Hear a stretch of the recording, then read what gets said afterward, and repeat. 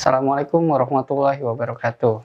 Bertemu kembali dengan saya Sugama Maskar pada mata kuliah Geometri Euclid.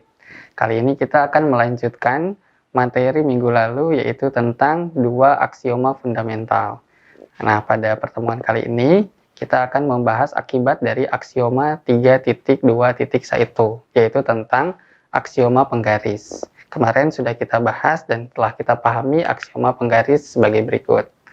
Nah, kali ini kita akan belajar tentang akibat dari aksioma tersebut.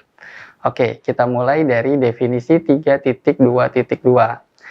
Definisi 3.2.2 menyebutkan bahwa apabila terdapat 3 titik sembarang, katakanlah titik A, B, dan C, 3 titik tersebut dikatakan kolinear atau segaris apabila terdapat garis L, di mana ketiga titik tersebut terletak pada garis L.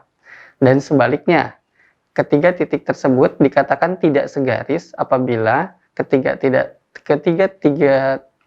titik tersebut tidak terletak pada satu garis. Jadi, secara sederhana saya akan jelaskan bahwa apabila kita mempunyai tiga titik sembarang, katakanlah A, B, dan C, hal tersebut akan dikatakan segaris atau kolinear apabila ketiga titik tersebut terletak pada satu garis, katakanlah garis L, di mana A elemen L, B elemen L, dan C juga elemen L. Nah, dikatakan sebaliknya apabila tidak terdapat kejadian atau kemungkinan seperti itu. Oke, saya akan lanjutkan pada definisi 3.2.3. Nah, di sini disebutkan bahwa apabila terdapat 3 titik sembarang, katakanlah A, B, dan C. Nah, titik C akan terletak di tengah-tengah titik A dan B. Kita tulis A bintang B, bintang C.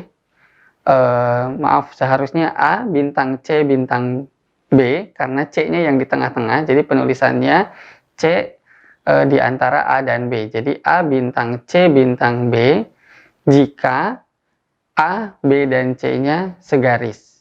Nah, apabila A dan B-nya A, B, C-nya segaris dan C-nya ada di tengah-tengah, maka berlaku AC ditambah CB sama dengan AB.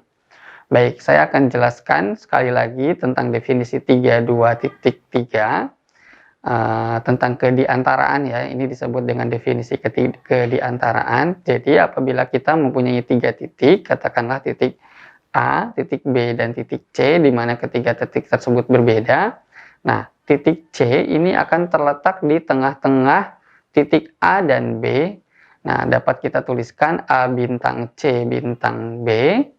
Nah, kemudian jika ketiga titik tersebut terletak pada satu garis, sesuai dengan definisi yang telah saya sebutkan sebelumnya, maka akan berlaku panjang AC atau kita sebut AC ditambah panjang CB, kita sebut CB, itu berdasarkan postulat penggaris, maka AC tambah CB akan sama dengan AB. Seperti itu. Oke, selanjutnya adalah definisi 3.2.4.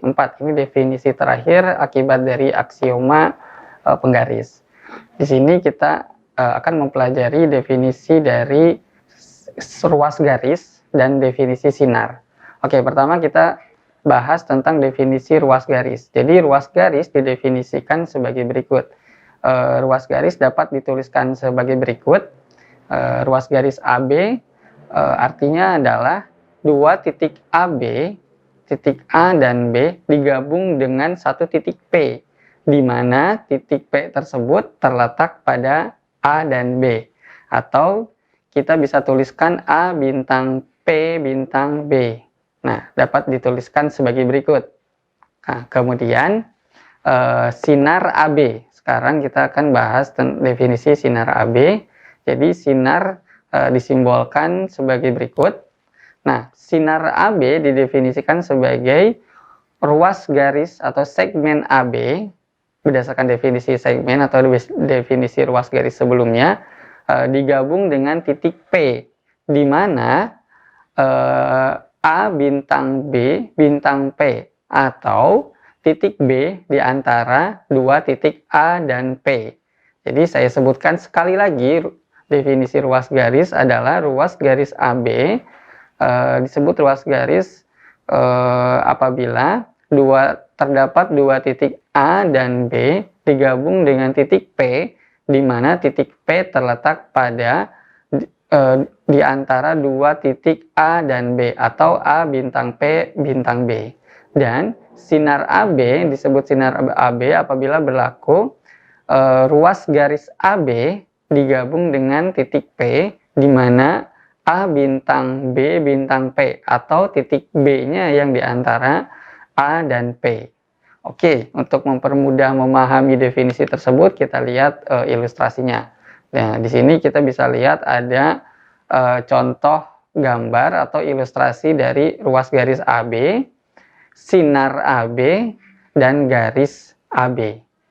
Ini berdasarkan definisi yang sebelumnya telah kita bahas. Oke, kemudian akibat dari definisi tersebut dan aksioma yang telah disebutkan sebelumnya, kita akan pelajari tentang teorema 3.2.7. Nah, di sini teoremanya berbunyi, jika terdapat dua titik P dan Q, dua titik sembarang, maka akan berlaku tiga kemungkinan. Yang kemungkinan pertama adalah PQ atau panjang PQ sama dengan panjang QP. Kemungkinan kedua adalah PQ akan lebih besar atau sama dengan 0. Kemudian yang terakhir adalah PQ sama dengan 0 jika dan hanya jika P sama dengan 0. Nah, untuk membuktikan teorema ini, saya akan buat sebagai tugas. Pembuktiannya sesungguhnya sudah ada. Saya akan tampilkan pembuktiannya seperti ini. Ini pembuktian pertama. Kemudian ini lanjutannya, dan ini akhir dari pembuktiannya. Jadi nanti tugas Anda adalah membaca dan memahami pembuktian teorema 3.2.7, kemudian dituliskan ulang sesuai dengan pemahaman Anda pada PowerPoint, kemudian nanti dikumpulkan di Spada yang tautannya akan saya kirim via grup WA. Selanjutnya, tugas selanjutnya adalah akibat dari teorema 3.2.7, yaitu Corollary 328 atau 3.2.8. Korolarinya berbunyi bahwa A bintang C bintang B jika dan hanya jika B bintang C bintang A. Maksudnya adalah titik C akan terletak pada dua titik A dan B jika dan hanya jika titik C juga terletak pada titik B dan A. Nah, ini pembuktian korolari ini juga sudah ada.